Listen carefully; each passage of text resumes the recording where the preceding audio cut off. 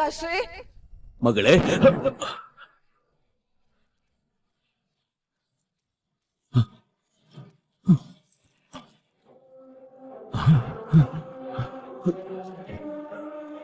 ಹೆದರಬೇಡ ಆಮ್ರಪಾಲಿ, ಧೈರ್ಯವಾಗಿರಬೇಕು. ನಾನು ಹೇಳಿಕೊಟ್ಟ ಪಾಠವನ್ನು ನೆನಪಿಸಿಕೊ. ಗಂಧರ್ವ ಲೋಕದ ಭವಿಷ್ಯ ನೀನು. ನಮ್ಮನ್ನೆಲ್ಲ ಕಾಪಾಡಲೇಬೇಕು. ನಿನ್ನನ್ನು ಬಿಟ್ಟರೆ ಗಂಧರ್ವ ಲೋಕ ಕತ್ತಲಲ್ಲಿ ಮುಳುಗಿ ಹೋಗುತ್ತದೆ. ನೀನೇ ಗತಿ ನಮಗೆ. ಕಾಪಾಡು. ಯೋಚಿಸಬೇಡಿ ಪಿತಾಶ್ರೀ, ನನ್ನ ಜೀವ ಕೊಟ್ಟಾದರೂ ನಿಮ್ಮನ್ನು ಉಳಿಸುತ್ತೇನೆ. ಆಮ್ರಪಾಲಿ,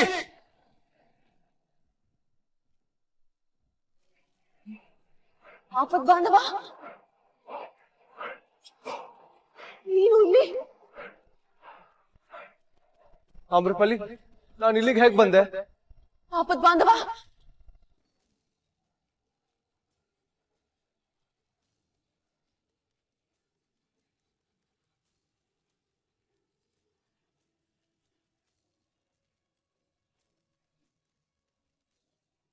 ಆಮ್ರಪಾಲಿ, ಏನಿದು? ಬೆಂಕಿ? ಆಮ್ರಪಾಲಿ, ಇದರಿಂದ ಉಳಿಸಿ. ನನಗೇನ್ ಮಾಡ್ಬೇಕು ಅಂತ ಗೊತ್ತಾಗ್ತಿಲ್ಲ. ಮಗಳೇ ಆಮ್ರಪಾಲಿ, ಆಮ್ರಪಾಲಿ, ಇದೇ ನಿನ್ನ ಮುಂದಿನ ಪರೀಕ್ಷೆ. ಇಬ್ಬರಲ್ಲಿ ಒಬ್ಬರನ್ನು ಉಳಿಸಬಹುದು ಅಷ್ಟೇ. ನೀನು ಯಾರನ್ನು ಉಳಿಸಲು ನಿರ್ಧರಿಸುತ್ತೀಯೋ ಅವರು ಬದುಕುತ್ತಾರೆ, ಉಳಿದವರು ಸಾಯುತ್ತಾರೆ. ಪ್ರಯತ್ನ ಪಡದೆ ಸಾಧ್ಯವಿಲ್ಲ ಎನ್ನಬೇಡ ಆಮ್ರಪಾಲಿ. ಇದರಲ್ಲಿ ಪ್ರಯತ್ನ ಪಡುವ ಮಾತೇ ಇಲ್ಲ. ಇಬ್ಬರಲ್ಲಿ ಹೇಗೆ ಆಯ್ಕೆ ಮಾಡಲಿ ನಾನು? ಆಯ್ಕೆ ಮಾಡುವುದಿಲ್ಲವೆಂದು ಹೇಳುತ್ತಿರುವೆಯ?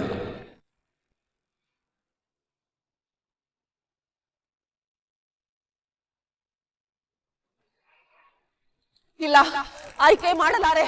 ಪರೀಕ್ಷೆ ಸೋತಿದ್ದೀಯ ಗಂಧರ್ವ ಕನ್ಯೆ. ಸೋತರೆ ಜೀವದ ಬೆಲೆ ಕೊಡಬೇಕು ಎಂದಿದ್ದೆ.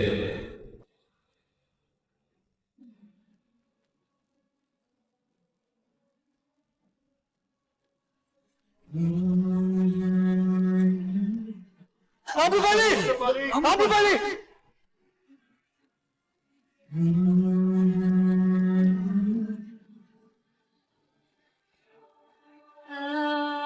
ಸೋತು ಹೋದೆ, ನಾನು ಸೋತು ಹೋದೆ.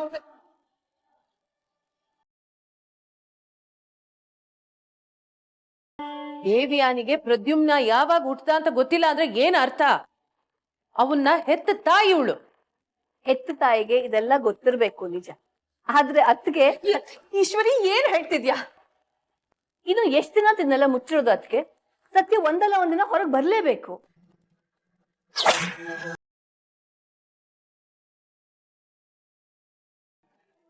ಮಾಯ್, ಇವತ್ ಎಲ್ಲ ವಿಷಯ ನಿಮಗ್ ಹೇಳ್ಬಿಡ್ತೇನೆ. ಅದಕ್ಕೆ ನಿಮ್ ಹತ್ರ ಸುಳ್ಳು ಹೇಳಿದ್ರು. ಯಾಕೆಂದ್ರೆ ಅವ್ರಿಗೆ ಪ್ರದ್ಯುಮ್ನ ಯಾವಾಗ ಹುಟ್ಟಿದ್ದು ಅಂತಾನೆ ಗೊತ್ತಿಲ್ಲ. ಅವ್ರು ಹೇಳ್ದ ಹಾಗೆ ಪ್ರದ್ಯುಮ್ನ ಆಸ್ಪತ್ರೆಯಲ್ಲಿ ಹುಟ್ಟಲಿಲ್ಲ.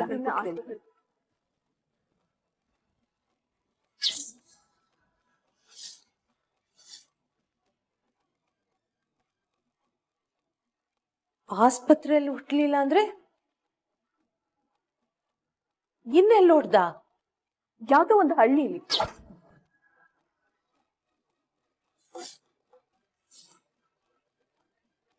ಅದಕ್ಕೆ ಜವಾಬ್ದಾರಿ ಇರ್ಬೇಕಿದೆ.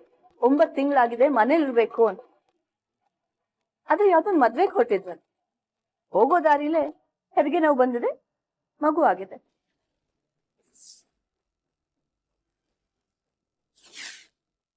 ಅತ್ತಿಗೆಗೆ ಪ್ರಜ್ಞೆ ಇರ್ಲಿಲ್ಲ. ಅಲ್ಲಿದ್ದವ್ರು ಯಾರು ಟೈಮ್ ನೋಡ್ಕೊಳ್ಳಿಲ್ಲ. ಅದಕ್ಕೆ ಅತ್ತಿಗೆಗೆ ಪ್ರದ್ಯುಮ್ನ ಯಾವಾಗ ಹುಟ್ಟಿದ್ದು ಅಂತ ಗೊತ್ತೇ ಇಲ್ಲ.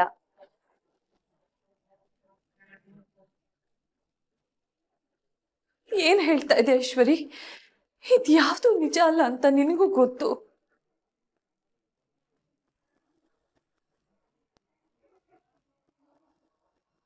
ನಾನು ಸುಮ್ಮನಿದ್ರೆ ಪ್ರದ್ಯುಮ್ನ ನನ್ನ ಮಗನೇ ಅಲ್ಲ ಅಂತ ಹೇಳಿ ನನ್ನ ಕೆಲಸ ಎಲ್ಲ ಹಾಳು ಮಾಡ್ಬಿಡ್ತೀರ. ಅದಕ್ಕೆ ನಿಮ್ಮ ಹತ್ರ ಮುಚ್ಚಡಕ್ಕೆ ಗುಟ್ಟಿಲ್ಲ ಅಂದ್ರೆ ನನ್ನ ಹತ್ರ ಹೆದರ್ಸಕ್ ಅಸ್ತ್ರ ಏನಿರುತ್ತೆ ಹೇಳಿ?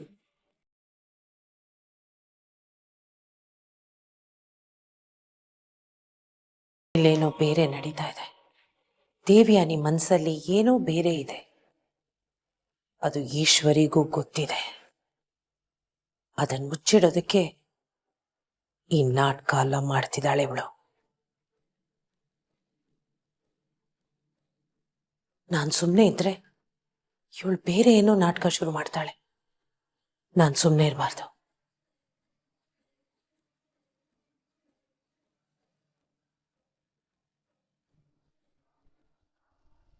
ಇಲ್ಲ, ಇದು ಅಸಾಧ್ಯ.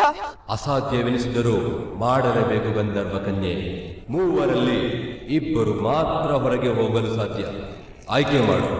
ಜನ್ಮ ಕೊಟ್ಟ ತಂದೆ ಉಳಿಯಬೇಕು ಅಥವಾ ಕಷ್ಟದಲ್ಲಿ ಸಹಾಯ ಮಾಡಿದ ಆಪದ್ ಬಾಂಧವ ಉಳಿಯಬೇಕು. ಜನ್ಮ ಕೊಟ್ಟ ತಂದೆ ಹಾಗೂ ಸಹಾಯ ಮಾಡಿದ ಆಪತ್ ಬಾಂಧವನ ನಡುವೆ ಹೇಗೆ ಆಯ್ಕೆ ಮಾಡಲಿ ಯಕ್ಷರಾಜ? ಮಗಳೇ ಆಮ್ರಪಾಲಿ, ನನ್ನನ್ನು ಕಾಪಾಡು.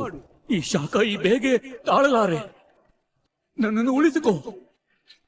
ಹೆದರಬೇಡ ಪಿತಾಶ್ರೀ, ನಾನು ನಿಮ್ಮನ್ನು ಅಮೃಪಾಲಿ, ನನ್ನ ಉಳಿಸಿ ಪ್ಲೀಸ್. ನನಗ್ ಸಾಯಕ್ ಇಷ್ಟ ಇಲ್ಲ. ಮನೇಲಿ ಎಲ್ರು ಕಾಯ್ತಾ ಇದ್ದಾರೆ ಅಮೃಪಾಲಿ. ಮಾಯಿ, ಅಮ್ಮ ಎಲ್ರು ಗಾಬರಿ ಆಗಿದ್ದಾರೆ ಅಮೃಪಾಲಿ. ಬೆಂಕಿ ಹತ್ರ ಬರ್ತಾ ಇದೆ ಅಮೃಪಾಲಿ.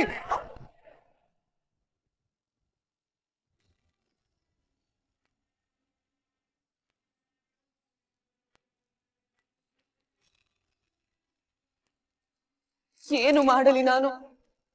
ಬೇರೆಯವರ ಜನನ ಮರಣವನ್ನು ನಿರ್ಧರಿಸಲು ನಾನು ಯಾರು?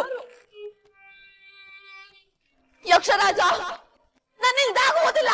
ರಾಜಕುಮಾರನನ್ನು ತಲುಪಬೇಕಾದರೆ ಪರೀಕ್ಷೆ ದಾಟಲೇಬೇಕು ಗಂಧರ್ವ ಕನ್ಯೆ. ಇಲ್ಲದಿದ್ದರೆ ನಿನ್ನ ತಲೆ 100 ಹೋಳಾಗುತ್ತದೆ. ಇಲ್ಲಿರುವ ಮೂವರಲ್ಲಿ ಇಬ್ಬರು ಮಾತ್ರ ಹೊರಗೆ ಹೋಗಲು ಸಾಧ್ಯ.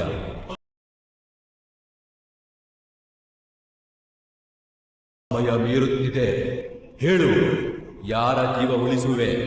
ನಿನ್ನ ಪ್ರೀತಿಯ ಪಿತಾಶ್ರೀಯದ್ದೋ ಅಥವಾ ಆಪದ್ ಬಾಂಧವನದ್ದೋ?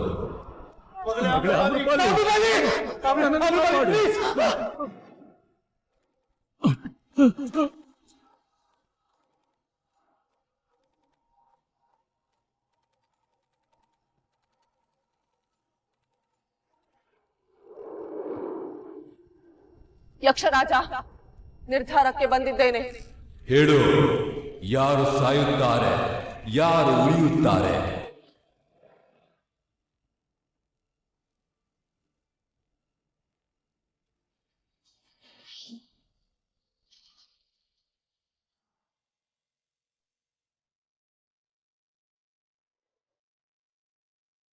ರೈಟ್ ತಗೋ. ಊರಿನ ಹೊರಗಡೆ ಕರ್ಕೊಂಡು ಹೋಗ್ತಿದ್ಯಾ? ದರೋಡೆ ಗಿರೋಡೆ ಮಾಡೋದಾದ್ರೆ ನಾನು ದುಡ್ಡು ತಂದಿಲ್ಲ, ಈಗಲೇ ಹೇಳ್ತಾ ಇದ್ದೀನಿ.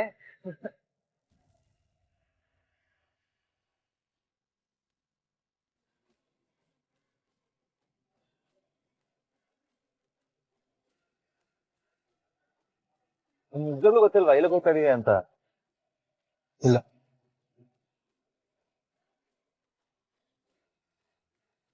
ನನಗೆ ಹೇಗ್ ಹೋಗ್ಬೇಕು ಅಂತ ಗೊತ್ತು, ಆದ್ರೆ ಎಲ್ಲಿಗೆ, ಜಾಗದ ಹೆಸರು ಅದೆಲ್ಲ ಗೊತ್ತಿಲ್ಲ. ಅಲ್ಲ, ಎಲ್ರಿಗೂ ಜಾಗದ ಹೆಸರು ಗೊತ್ತಿರುತ್ತೆ, ಹೇಗ್ ಹೋಗೋದು ಅಂತ ಗೊತ್ತಿರಲ್ಲ ಅಷ್ಟೇ. ಮ್ಯಾಪ್ ಹಾಕೊಂಡು ಅಥವಾ ದಾರಿ ಕೇಳ್ಕೊಂಡು ಹೋಗ್ತಾರೆ. ನೀನ್ ನೋಡಿದ್ರೆ ಉಲ್ಟಾನೇ ಹೇಳ್ತಿದ್ಯಾ. ವಿಚಿತ್ರ ಅನ್ಸ್ತಾ ಇದೆ ಅಲ್ವಾ? ಖಂಡಿತ ಅನ್ನಿಸ್ತಾ ಇದೆ. ಭೂವಿಯವ್ರು ಹೇಳೋದು ಕೆಲವು ಮಾತು ವಿಚಿತ್ರ ಅನ್ಸುತ್ತೆ, ಆದ್ರೆ ಇನ್ನೂ ವಿಚಿತ್ರ ಇದು. ಎಲ್ಲಿಗೆ ಅಂತ ಗೊತ್ತಿಲ್ಲ, ಯಾಕೆ ಹೋಗ್ತಾ ಇದೀವಿ ಅಂತಾನೂ ಗೊತ್ತಿಲ್ಲ. ಕರೆಕ್ಟ್, ಆಮ್ರಪಾಲಿ ಅಂದೆ ಅಲ್ವಾ? ಯಾರದು ಆಮ್ರಪಾಲಿ? ಏನಾಗ್ಬೇಕು ನಿಂಗೆ?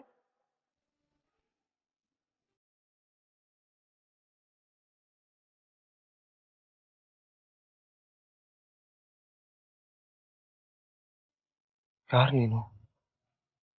ಆಮ್ಲಪಾಲಿ, ಆಪದ್ ಬಾಂಧವ ನೀನಾ? ಯಾಕೆ, ಬೇರೆ ಯಾರಾದ್ರೂ ಬರ್ಬೇಕಿತ್ತ? ನಾನು ರಾಜಕುಮಾರ ಬರುತ್ತಾನೆ ಎಂದುಕೊಂಡೆ. ನನ್ನ ರಾಜ್ಕುಮಾರ ಅಂತ ಅನ್ಕೊಂಡ್ರೆ ನಾನೇ ರಾಜ್ಕುಮಾರ.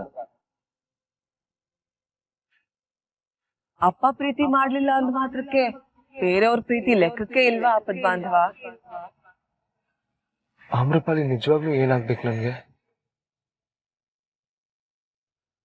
ಹೌದು, ನೀನ್ ಯಾರನ್ನ ಮದ್ವೆ ಆಗ್ಬೇಕಾಗಿತ್ತಲ್ವಾ? ನೀನ್ ಟ್ಯಾಗ್ ಮಾಡಿರೋ ಫೋಟೋ ನೋಡಿದೆ, ಅವರೇನಾ ಇವರು?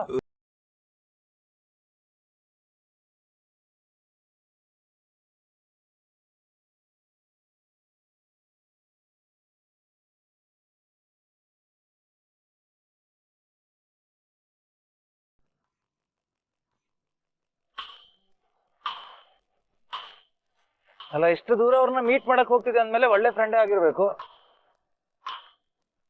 ಹೌದು, ಇನ್ನು ತೊಂದರೆಲಿದ್ದಾರೆ ಅಂತ ಹೇಳ್ದೆ ಅಲ್ವಾ? ಏನಾಗಿದೆ ಅವ್ರಿಗೆ? ಗೊತ್ತಿಲ್ಲ ಹರ್ಷ. ಹರ್ಷ ಸ್ವಲ್ಪ ಫಾಸ್ಟಾಗಿ ಹೋಗ್ತೀಯಾ ಪ್ಲೀಸ್?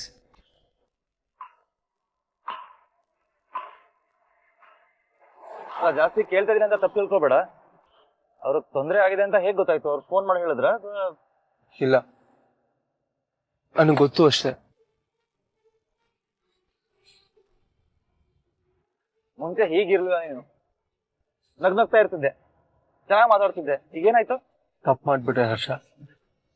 ಆಮ್ರಪಾಲಿ ಅಂತ ಒಳ್ಳೆ ಫ್ರೆಂಡ್ನ ದೂರ ತಳ್ಬಿಟ್ಟೆ. ಈಗ ಅವ್ರಿಗೆ ತೊಂದರೆ ಆಗಿದೆ. ನಾನು ಸಹಾಯ ಮಾಡಿದೆ ಅವ್ರಿಗೆ ಏನಾದ್ರೂ ಆದ್ರೆ ನನ್ನ ಯಾವತ್ತೂ ಕ್ಷಮಿಸ್ಕೊಳಕ್ಕಾಗಲ್ಲ. ಲೆಫ್ಟ್ ತಗೋ, ಇಲ್ಲಿ ಲೆಫ್ಟ್ ತಗೋ. ಅಲ್ಲ, ಹೇಗೆ ಹೇಳ್ತಿದ್ಯಾ ಅಷ್ಟು ಕರೆಕ್ಟ್ ಆಗಿ ಲೆಫ್ಟ್ ರೈಟ್ ಅಂತ?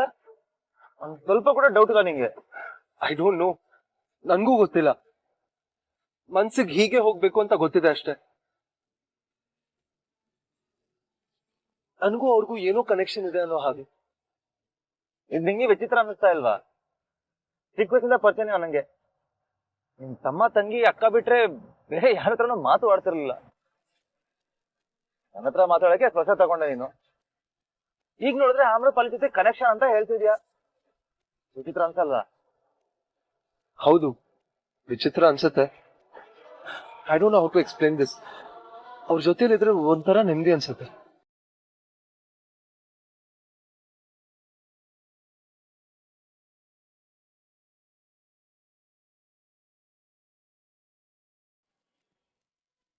ಇಷ್ಟು ದಿನ ಸುಮ್ಮನೆ ಇದ್ದೆ, ಈಗ ನಿನ್ ಮನ್ಸು ತಡೀತಾ ಇಲ್ಲ.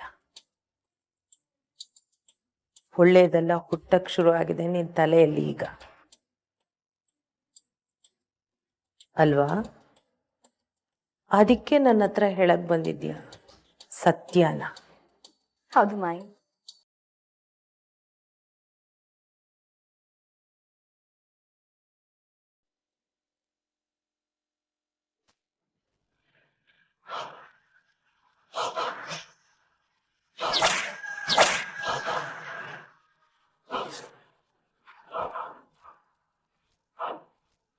ನಾನು ಹೊಡೆದಿದ್ದು ನೀನ್ ಸುಳ್ಳು ಹೇಳ್ದೆ ಅಂತ ಅಲ್ಲ.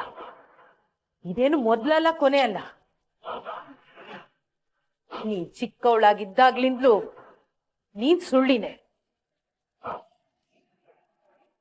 ಆದ್ರೆ ನನ್ ಸೊಸೆ ಮೇಲೆ ಸುಳ್ಳ ಆರೋಪ ಹೊರಿಸಿದೆ ನೋಡು, ಅದಕ್ಕೆ